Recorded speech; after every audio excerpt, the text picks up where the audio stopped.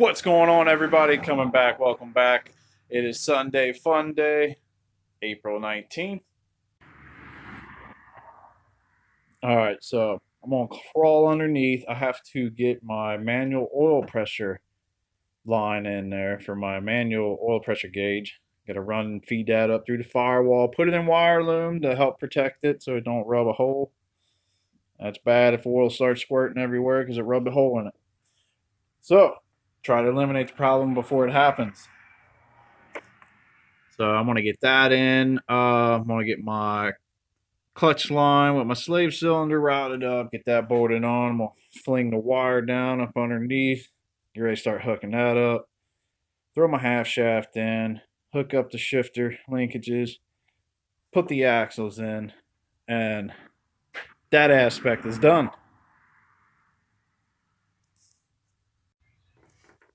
Alright, so I think that little hole right there, which I'm going to look eventually at the hardware store, I'm going to try to find a rubber grommet that would fit in there. So I can tidy that hole up a little better. Make it look a little more presentable. But for now, this is my line for the pressure gauge. That's what I have to get ready to crawl under and do. Before I get too carried away and get too many things in the way. Let me see. Okay. You're looking at the sandwich plate right up there on top. I have that extra opening right there. That's where I'm going to tap into it. Now, if you didn't have a sandwich plate with all them options and whatnot, and if you're your alternative source, if you want to put in a manual pressure gauge, you could also put a T in here. That way you can hook your sensor up. Also have somewhere to insert the fitting for your line. All right, so I've been out here rocking for, I don't know, probably a good hour and a half, just tinkering. Got, like I said, my oil line ran up from my manual oil pressure gauge. That's hooked and tied in down there. It's tightened. Don't go overkill on it. It can crimp your line and restrict the oil flow. It makes it seem like your oil pressure is higher than what it normally is, or what it actually is. But got my lines ran. My electrical harness, got that ran. Got the dizzy on. About to hook up, the rest of this little miscellaneous stuff. Gotta still have to get my T-bracket on, half shaft, slap the axles in, fill the trans up with some synchro mesh.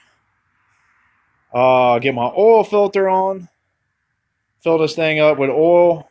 I'm still waiting on my surprise. I got a surprise coming, so that's not staying on there. Hopefully I get it this week. It's a little behind schedule, but it is what it is.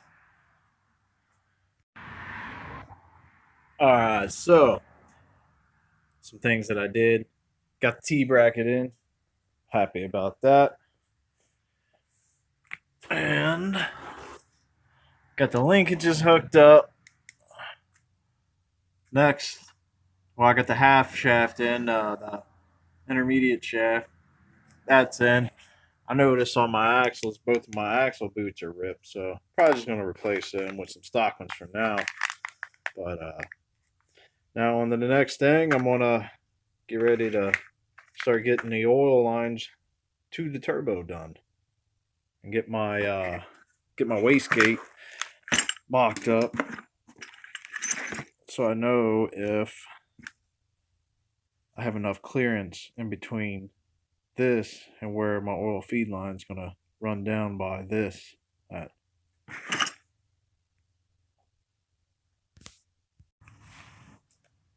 Alright, so this guy, I'm going to take that plug out and alright, so I put some gasket maker on my fitting. I'm going to get that threaded in.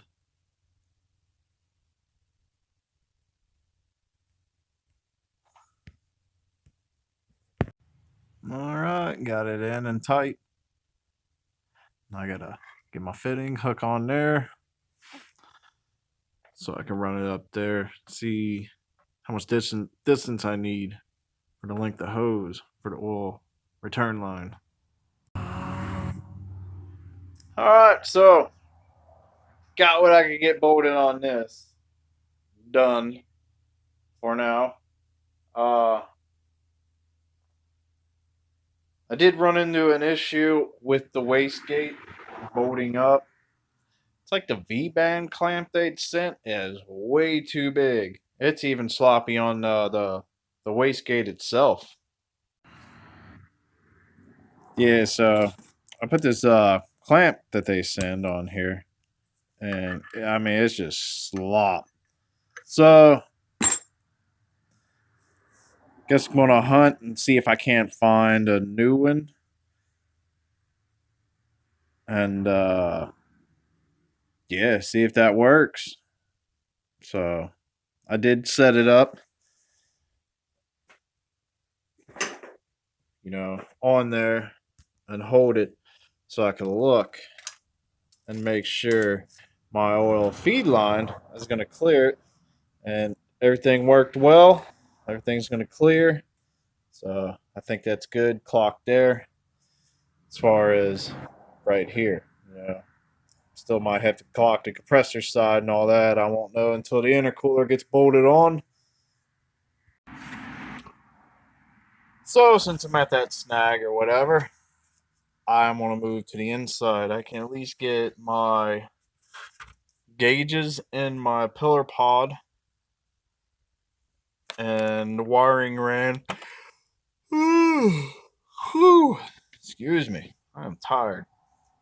Get all my gauges ran, wideband, boost, and the oil pressure gauge. Hook all my wires up for my lighting, and yeah, that'd be one thing down. One less thing to, have to do towards the end. So we're halfway there. Can't wait. All right, what's going on? It is Monday. I'm out here working, trying to get some small things done. Need to get this line off so I can stop at the hardware store and match up some cushion clamps, same diameter as that line. But for now, I'm working on, let's see, focus. There we go. Working on the oil return line.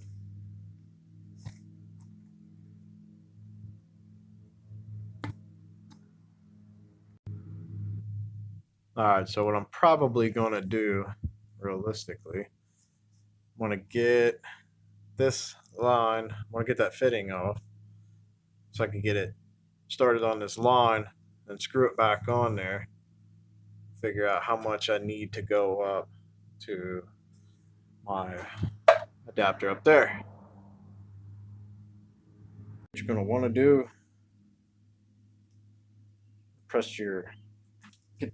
once you get your fitting off, unscrew your bottom section so you can screw it on the line.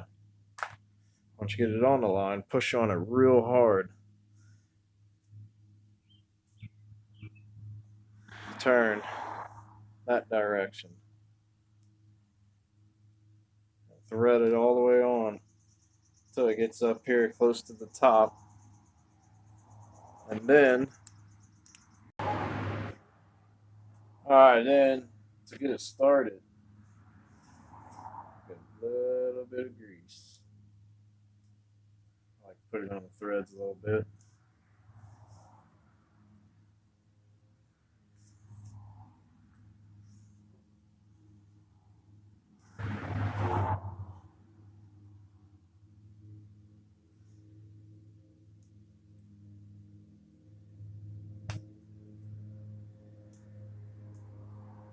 And thread that all the way down until that's flush with that nut. There you go, you made a line. Well, halfway there. Just gotta figure out our proper length.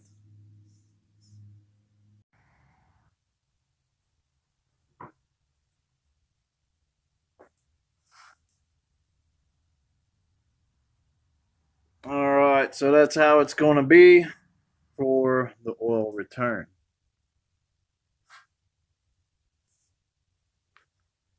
Happy where the oil feed is. Like I said, I got to get those cushion clamps. So that gets pushed back.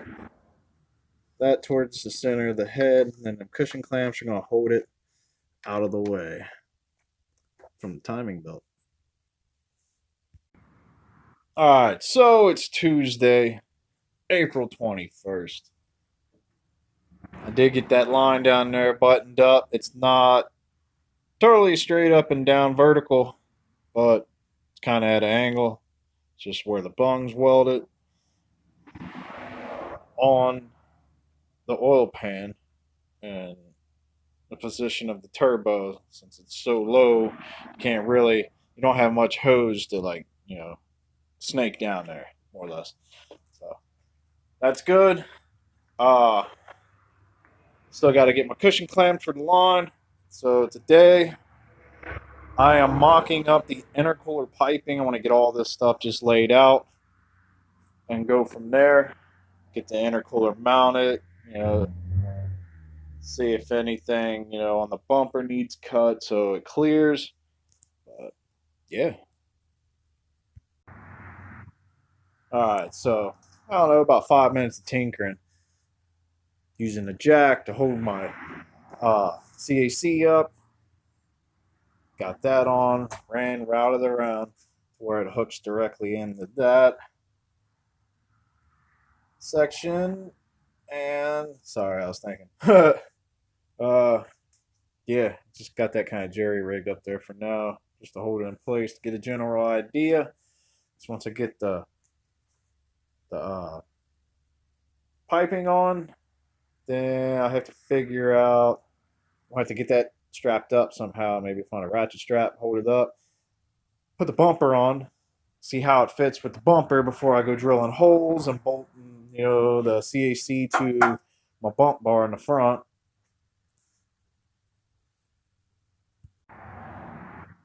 All right, so when mocking this up, you just want to look, make sure you don't have anything rubbing. Like I still have more room there. I could actually slide this over towards the driver's side.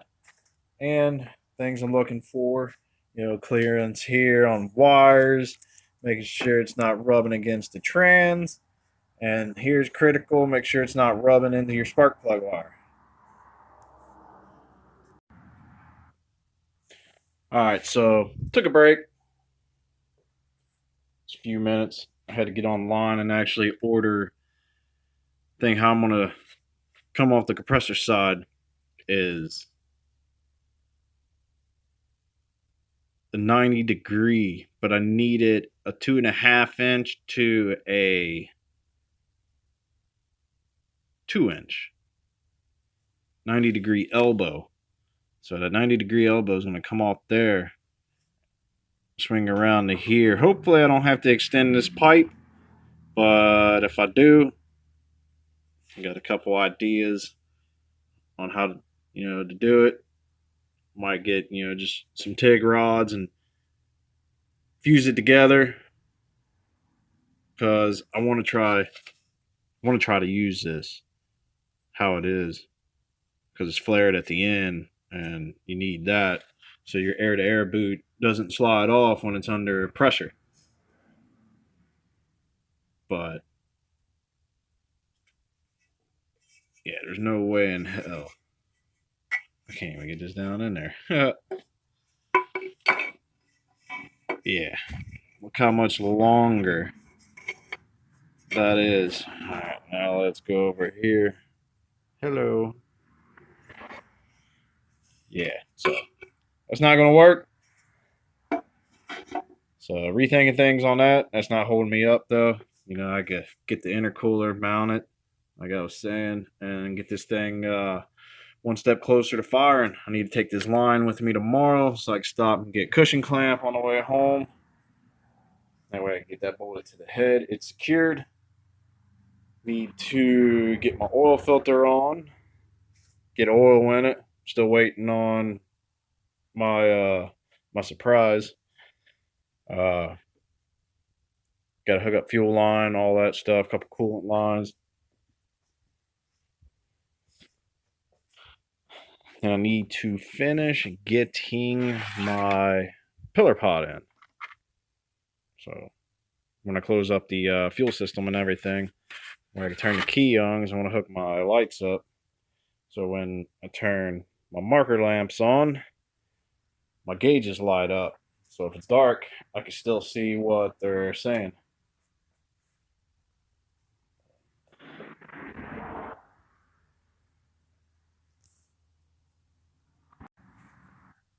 All right, so the intercooler is bolted on. I don't know. Thinking about adding maybe down here arm coming off, so I could bolt it on there and there, just for double reassurance. I mean, that's on there really good, but I'd rather have something on the bottom as well. So, yep, intercooler and piping's mocked up, so I'm happy with that.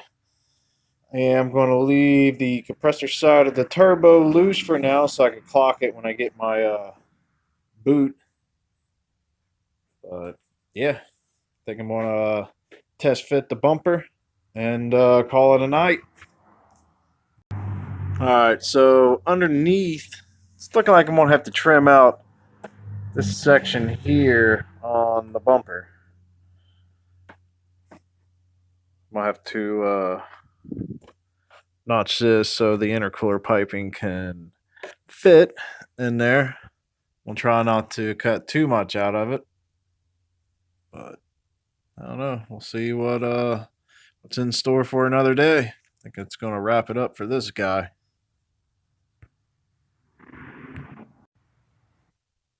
All right, guys, that's it for this video. Tackled some more on the Del Slow. She's coming along, pretty smooth, I guess now. Now it's just getting everything fitted up and everything, and we'll have to chop some of that bumper off.